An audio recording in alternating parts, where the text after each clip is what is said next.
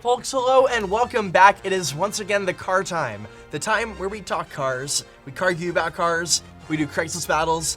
I am Aaron Brown. I am here this week with Jalopnik features editor and car historian extraordinaire, Raphael Orlove. Hey. Raph, thank you for being here.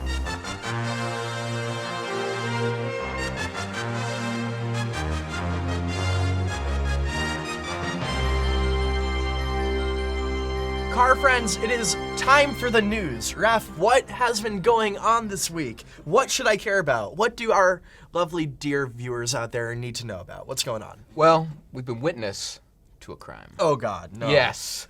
A genius man has pulled off the greatest heist in history. Tell me more. Well, in Germany, in a town outside of Dusseldorf, a man made off with a 1985 Ferrari 288 GTO worth about $2.2 million. $2.2 million? Yeah, and you'll be surprised to hear how he pulled it off, as it's a very intricate and complicated plan. I can't wait. You see, the man went on a test drive, and when he and the seller switched seats, he drove away.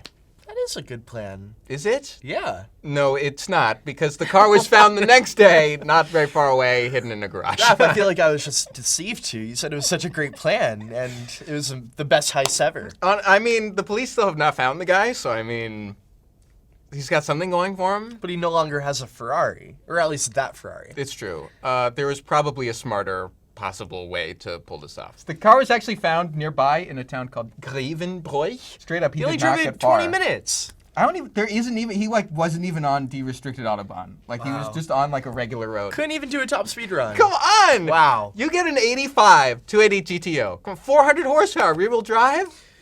I would be a million miles away. Doing it completely wrong. I have some news I'd love to talk about. Oh, great. Actually, I mean, I wish I didn't have to talk about it. It's Why not? very frustrating and unfortunate. Why, is it about teens again? We are here to report the news. Yes, some teens, rather. team not of teens? A team of teens. They've let me down. No. Some teens out in Pennsylvania, they set fire to a building at a racetrack. At Nazareth Speedway, right? Nazareth Speedway out in Pennsylvania. They caused $15,000 worth of damage when they recorded themselves cooking stolen Jiffy Pop over this fire. They recorded themselves on Snapchat, the teen platform of choice, apparently, in rural Pennsylvania. I mean, you know, it's not TikTok. It's not. If I was going to burn down a historic part of a classic racetrack, I would at least do it for TikTok. I wouldn't do it for Jiffy Pop. Come on. Yeah, absolutely. Jiffy Pop. Do better, Pennsylvania Do like a teens. nice roast. I don't know. Anything. Get some Come on. barbecue out there. You could do. I mean, have a little self-respect. Yeah. Stolen Jiffy Pop? No. Bad. Probably wasn't even kettle corn. I love a good kettle corn. Now the thing was, is like the cops found them because they posted about it on Snap. Yeah. I think about this all the time. On the way here, I was several minutes late to the shooting, and it may or may not be because I stopped to go look at some birds in a park. And I nearly posted about it on Slack, and I was just like, I'm gonna be late. I'm not gonna incriminate myself. These teens need to learn from me. Yeah. You know what I realize we're doing here? We're telling criminals how to do crimes better. So far this week. Legally, we're not.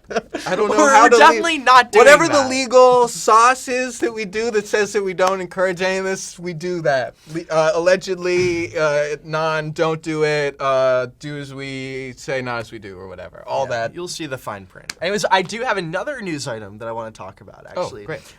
In our Facebook group, The Way Back, user Jennifer posted these photos, which I believe have actually been circulating around the internet a bit, of this Tesla Model 3, which is indeed a car that people love to talk about. But this Model 3 had Honda Civic Si badges on it. Yes. Now, people throw different badges on cars all the time, but Yeah. I think there's something about this one that it really resonated. Yeah. Because it was like, this actually looks like right. It worked. It actually worked. kind of worked. Like, I could totally see. If I didn't know that the Tesla Model 3 was a thing, I could definitely picture that being like a next-gen Civic. It looked good. It's kind of a bummer because it's like, it really just reminds you that like Honda could have just made the Civic even cooler, or just not drop the ball on electric cars altogether instead of just like futzing around with like weird hybrids that aren't really that good. Is the Insight still a thing?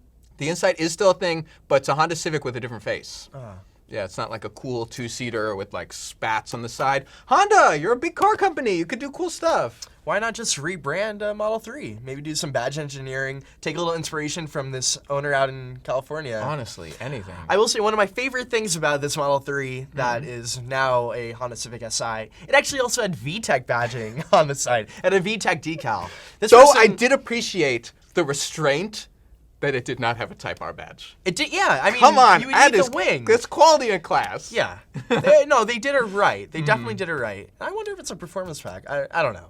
But we appreciate the creativity. It is a good car. And if you ever see any fun cars like that, send them in. Tag us on Twitter, Instagram, whatever, and I will see it. You have your own email. We have cartime@jalopnik.com is an email, which should be active. Also, comment on the post below. Okay, well, that's it for news. Raph, what's going on next? What do we got? I have a bone to pick with you, Aaron. Oh, God. And it's the subject of today's cargument. Cargument? Yeah. Tell me more. Well, a cargument is when we broach an automotive subject and debate its merits. It's because how have I disappointed you? Please. You bought a boring car. What? What car of mine is boring? What have I done now? So the subject of today's cargument is whether or not, if you're in the market for an enthusiast car, whether or not you should buy the obvious choice. Now, in any kind of enthusiast car sort of genre, there's one sort of car that is like the one to pick. If you want, say, a two-seater rear-wheel drive roadster, you buy a Mazda Miata. Now, of course, if you want one and want to use it, it makes perfect sense to buy a Miata. There's a million of them made, parts are available, they're super cheap. But also, it makes no sense to buy a Miata because everyone already has one. Move on. And this is why it's funny that you have bought, apparently, the only rear-wheel drive sports sedan, a BMW E36. Yeah, I An bought... M3 even. Okay, Raph, so if you have such a problem with my M3, what should I have purchased then? Well, I come prepared. 2 examples. Always. You see, you're always trolling around on, let's say, Hudson Valley Craigslist, searching up what above, is this? searching up above New York. And I have gone searching through it, and I found 2 cars that you could have bought instead for about the same money, and it would have been significantly more interesting. The first of which, now, you intend to go rallying with this BMW E36, Probably, yeah? You were just like, oh, I want to go rallying with a rear-wheel drive car. I don't know, I'll get the only one that anyone ever rallies. Well, could have bought this 1974 Mercedes-Benz 450 SLC. C for the coupe, a little safer. Now, you may say it doesn't make any sense for me to be driving a luxury 1970s Mercedes coupe in a rally. Well, it doesn't make any sense. You would be wrong because the Mercedes factory rallying effort in the 1970s was with this exact kind of car. They ran a SLC Mercedes out in big rallies like, I can't remember, the Safari or something like that. Anyway, they look cool too. I will say, they look awesome. But Now, back when they were rallying them, they were not 45 years old, okay? What's the problem? They were also probably a factory rally team who could supply their own parts, okay? I am not that. I don't even have a crew. Look, when you come rocking up to the starting line in an NEFR in 2,938 or whatever you're right. 938. And everyone else is rolling up in an E36 and you will be invisible. Instead, you could be in a V8 Mercedes and people will be like, oh my God, that's so cool. You could be bringing joy into the world instead of just taking up space. Look, if I had all the money in the world, sure, I would have some wild vintage rally car. I'd No. a 911. If you had all the money in the world, you would buy this 1959 Edsel Ranger for $3,000. Why would I do that? Now, Why? That is worse than the other one. a boring person runs an E36 in rallying. They're like, oh, I'm enjoying myself. This isn't about you. This is about us, the rest of the world. What's important? You, one person, plus maybe your co-driver, or every single other person watching? I would like to finish, yeah. No. No? Finishing is not important. Finishing in an E36 is inconsequential. Even competing in an Edsel Ranger, that's glory. Now, you could easily put some Pro Touring suspension on this, and you could run a full-size 1950s car in it. You would be a legend. Pro Touring suspension. Easy. I don't know. Who do you know? Who would make that a rally car? Who's going to do that for me? A cool person. Okay. Yeah. Okay. Think about it. Raph, I don't know about that. Yeah, First you of all, don't because no. you don't have any imagination So, when it Raph, comes to cars. You're telling me that your average car enthusiast who might read Jalopnik should go out and buy that Edsel Ranger instead of a Miata. Yeah, how hard could it be? I'm speechless. You are Absolutely. wrong. See, you I live win. on another planet. No, okay, I'm The ending- world is better when people say, "Oh, I could buy a Miata, or I could figure out how to make an Edsel Ranger fun to drive." Sure, okay, that is a fun way to go about things. Yes. But that That's doesn't what we're mean- here for. That does not mean that is actually reasonable for people to do. Aaron, the internet does not need me to tell them that they could buy a Miata. The internet already knows they could buy a Miata. I'm here to tell them that instead of buying a Miata, they could get an Edsel Ranger instead. And I'm here to tell them that it is okay to be reasonable and to buy fun, easy to drive, easy to own cars like a Miata or an M3 or a WRX or an S2000 All cars that maybe you owned.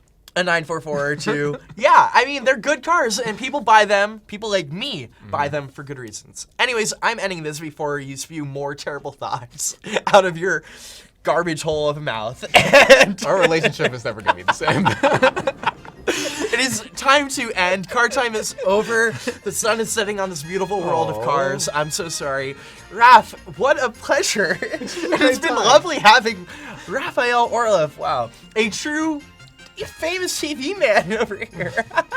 Downplay. Raph, thank you so much. It was a pleasure. I hope everyone else enjoyed it as much as I did. Folks, let us know in the comments whose side you take on this argument. If I, the correct person, has won. And maybe you own an M3. Let me know out there and tell me all about your rational purchases. Or if you are Missing Justin and want to let him know that you miss him, write it in. Tell us what you think Justin would have argued in this argument. Justin- Actually, we don't care. Justin, hey, if you're watching, let us know in the comments. Justin. From Write us Austria. in. Hey. Whoa, Yeah. secret location, secret Oh, location. oh. Leave that, blur that out. It's fine. It It's will be fine. fine. Anyways, thank you so much for joining us. Goodbye. Bye. Bye, everyone. Bye. See 60-degree V12 engine. This engine was newly developed based on the inline-six, which has supplied authentic achievements.